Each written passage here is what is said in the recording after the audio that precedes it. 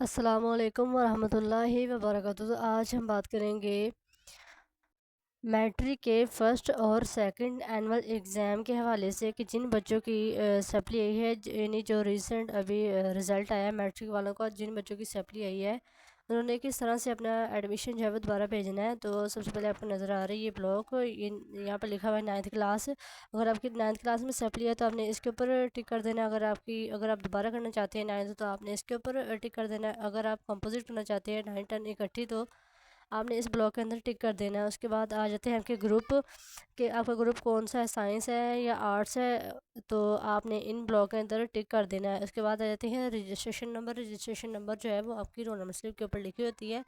उसके बाद आ जाता है हमारे पास ऑनलाइन फॉर्म नंबर वो नंबर होता है जो जब आप इसको फिल करेंगे तो आपके पास एक फॉर्म नंबर आएगा, तो वो आपने यहाँ पे लिख देना है। उसके बाद आ जाता है आपका रोल नंबर। अगर आप किसी सरकारी स्कूल से या किसी रेगुलर मतलब कर रहे हैं तो आपने ये वो वाला जो अटेंडेंस रजिस्टर के ऊपर लिखा होता है रोल नंबर, वो आपने यहाँ पे लिख देना है।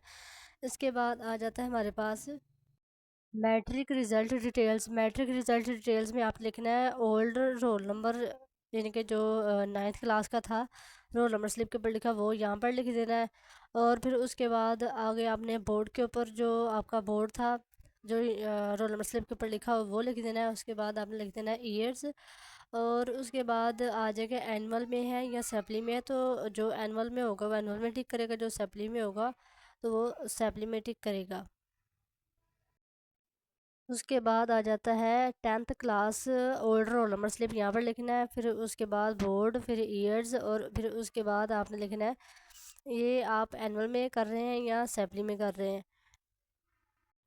आगे हमारे पास आ जाता है पर्सनल डिटेल्स। कैंडिडेट की जो पर्सनल डिटेल्स है वो यहाँ पर लिखनी है। सबसे पहले आपने अपना नाम जो है वो इंग्लिश में लिखना है। उसके बाद आपने अपना नाम लिखना है उर्दू में यहाँ पर।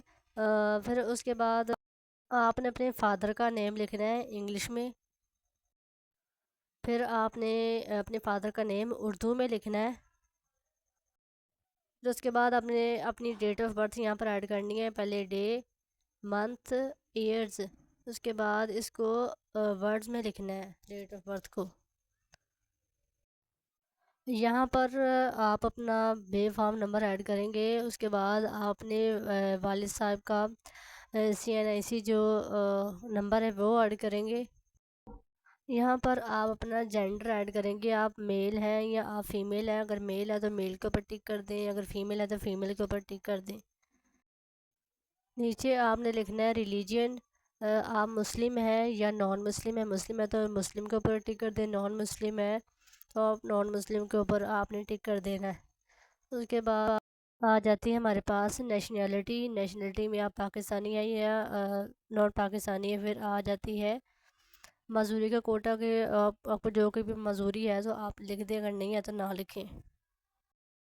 उसके बाद हमारे पास आ जाती है कॉन्टैक्ट इन्फॉर्मेशन। सबसे पहले आपने लिखना है डिस्ट्रिक्ट आपका पंजाब होगा।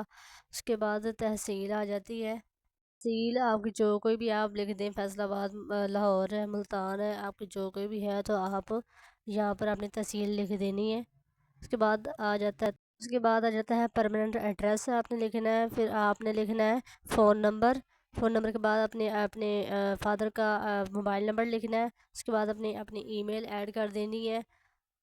फिर आपके जो सब्जेक्ट होंगे 9th क्लास में आपने वो यहाँ पर लिख देने हैं, जितनी भी तादाद में होंगे आपने वो यहाँ पर लिख देने हैं। उसके बाद आगे जाता है जोन कोड वो कोड होता है जो आपके इलाके का ज़िप कोड होता है, आपने वो यहाँ पर लिख देना है।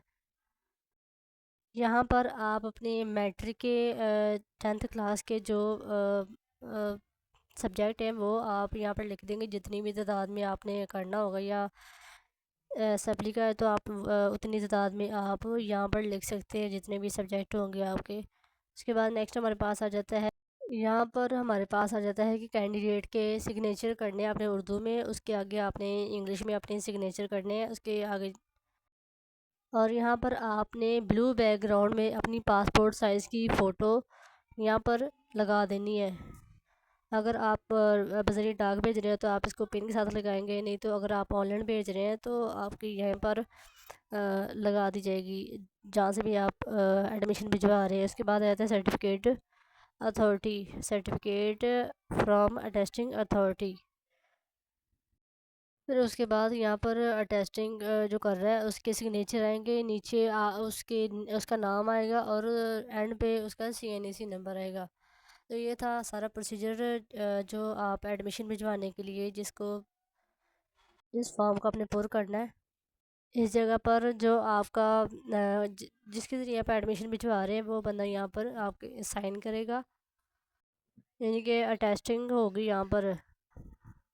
होप सो कोई वीडियो आपको अच्छी लगी होगी तो वीडियो को लाइक और चैनल को सब्सक्राइब कर दें, और कोई सवाल हो तो नीचे कमेंट कर दीजिएगा। अल्लाह हाफिज़।